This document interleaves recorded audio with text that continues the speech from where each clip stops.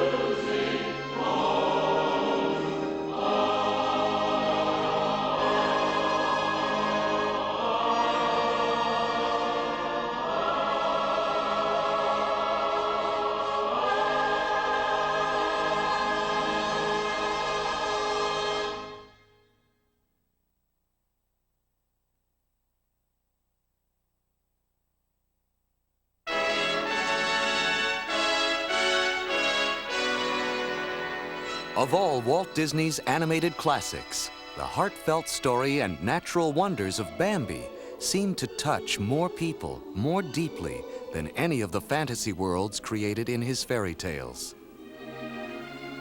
Now, through music, footage, and artwork never before seen by the public, we will celebrate the making of this Disney masterpiece. What you gonna call him? I think I'll call him Bambi. Bambi.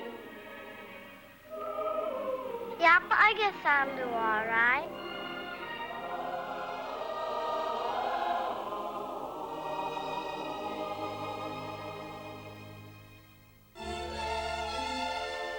Walt Disney started planning Bambi in 1936, while still in production on his first full-length animated feature, Snow White and the Seven Dwarfs. In the following rare excerpt from the original Disneyland television series, Walt explains how his artists finally achieved Bambi's breathtaking realism. From Snow White, we gained more experience and the courage to take another big step. We'd make a cartoon feature starring only animals. Now, we'd long been interested in the works of Felix Salten, and one of these we felt was ideal. It was Bambi, the story of a deer. We knew that to retain the charm of these creatures, our animated drawings must fully capture the natural movements and attitudes of living animals. At first, animals were brought into studio art classes for close-up study by the Disney artists. Drawing on any animal that you have to make appear to be real. You're just making them believable, but the audience accepts it as real. And you have to draw them accurately. A pair of baby deer, appropriately named Bambi and Feline, were imported from Maine and happily housed behind the studio, where the animators could have access to real moving inspiration.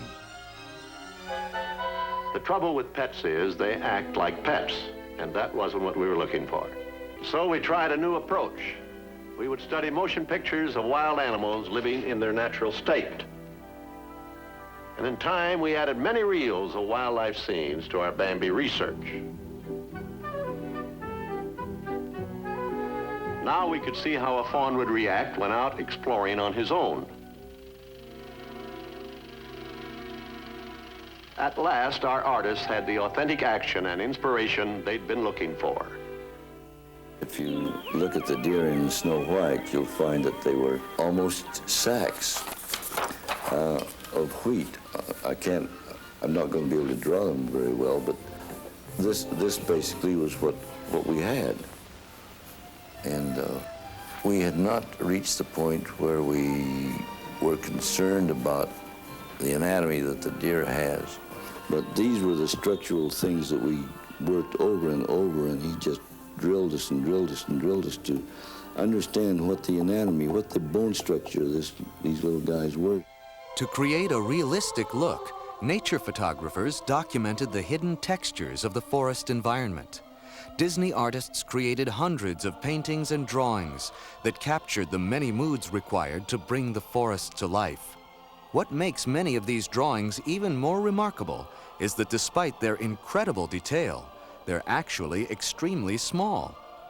Pastels and watercolors captured the seasonal colors and emotions of life in the forest. I think Walt realized fairly early that he would not be able to do it with a lot of dialogue, a regular storytelling type of thing. And he had to rely on art, beautiful artwork, and the music to create a mood, to create a feeling. He was able, through several artists, mainly Tai Wang, a Chinese artist who just did beautiful work of the forest. If you ever wondered how the artists perfected such realistic details as a single drop of rain, here's the secret. Animators studied slow-motion photography of drops of milk that revealed the elaborate splash patterns that usually disappear in the blink of an eye. Strange shapes began appearing on the animators' drawing boards. Drawing by drawing, drop by drop, a rainstorm was created.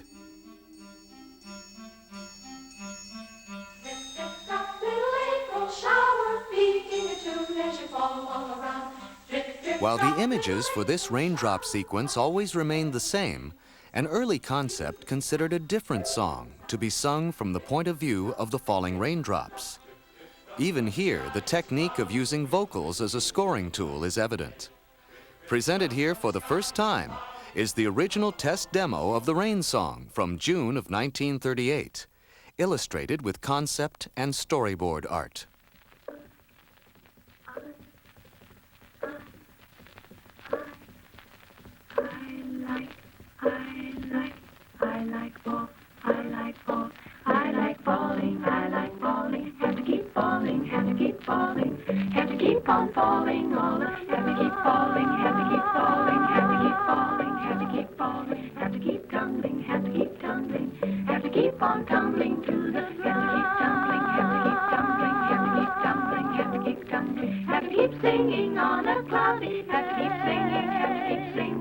Wash all those little dog hairs, have to keep washing, have to make all those dabbling brooklets, keep them flowing, have to make all those little green pastures, keep them growing, have to grow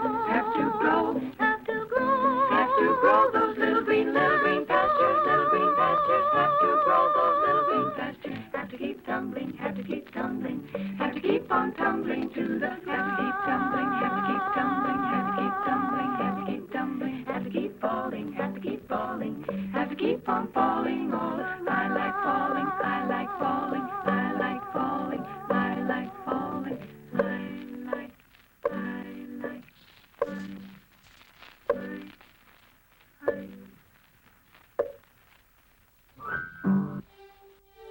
Once the animators were comfortable with drawing real animals, they had to adapt them into characters that could supply the range of expression and emotion needed to tell the story.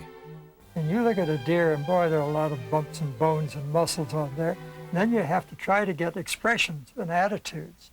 And I think Mark Davis was the guy who really opened up the door for us, showing us how you could get animatable expressions, human attitudes on a deer. Fantastic job. Without him, I don't think we ever would have made it. One of the reasons that I came to the studio was that I was more or less expert in the drawing of animals. I took a huge book on baby behavior and would go through, and every interesting child's face, I would interpret it into the mask of this young deer. And I think this was a turning point to me for the creation of a character. A cute baby rabbit character was developed to give the story much-needed comedy relief. I'm thumping. That's why they call me Thumper. I guess I had more fun with Thumper, and I liked his personality. He was so kind of precocious and always telling Bambi what to do. Continually getting himself in trouble by saying the first thing that popped into his head. Just eat the blossoms. That's the good stuff. Thumper? So I liked the scene because that offered some good acting, and it offered a change of attitude, because when his mother says, "Thumper, what did your father tell you?" Then he goes down, you know, "About what?" You know, and then, "Oh, that one," and then Eating greens is a special treat. It makes long ears and great big feet. But it sure is awful stuff to eat. I made that last part up myself. I like Thumper just as much today as I did then. It's really kind of fun having that as a part of my life.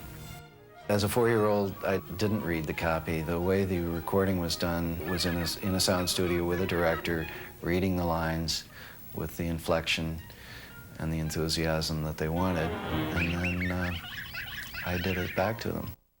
He doesn't walk very good, does he? It was done numerous times until they got it just the way they wanted. What did your father tell you this morning?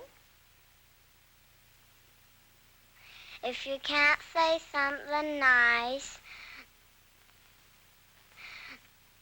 don't say nothing at all. Here in rare newsreel footage, we see a group of studio visitors watch as Frank Thomas animates a sequence with Thumper. Characters were animated using pencil drawings on paper that were then photographed to test the flow of movement and expression.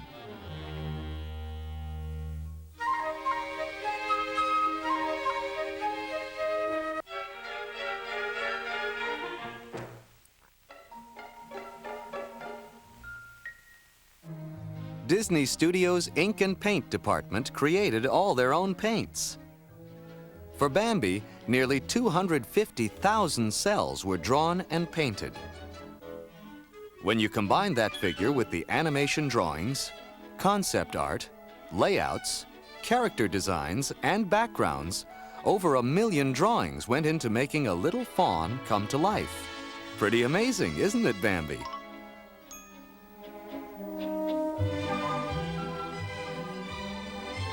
To heighten the realism of Bambi, the multiplane camera was used extensively. By painting different layers of a scene on separate sheets of glass and moving them independently as they're photographed one frame at a time, flat art could create the illusion of depth. This opening sequence is an excellent example of the magic of the multiplane camera.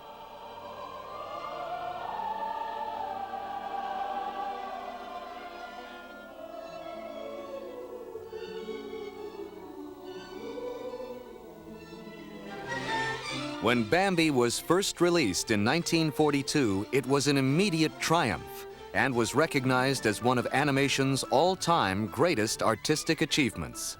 Even now, over half a century later, Bambi continues to delight audiences. Perhaps because of its stark realism, it also lives on as one of childhood's most vividly memorable family classics. we think that Bambi was Walt's favorite picture. All our features were different, but this one was the most different. The death of the mother is the one picture where somebody is really killed, and there's no fairy dust or lover's kiss to bring her back to life. She's dead. And I think that's the big thing that made this so different. Bambi stands out as one of the first environmentally conscious films ever made. It shows that without responsible thinking, man can easily become the enemy of nature. I'm a lover of nature. In fact, I respect nature very much. I feel that through watching, observing the habits of the creatures of nature, man could learn a lot. The careless hunter's campfire almost destroys everything we've come to care about and serves as a valuable lesson for everyone to respect all of nature's creatures and habitats. Despite the inherent traumas and heartbreaks of the struggle for survival in the wild, Bambi and his friends give us a life-affirming example of the resilience of the spirit. I think it was the happiness in it and the realism of the happiness. The happiness was not forced, they were not gagged, but they were things that you might find in your own family, in your neighbor's children, in your own children. And it just lived in your heart for years afterwards.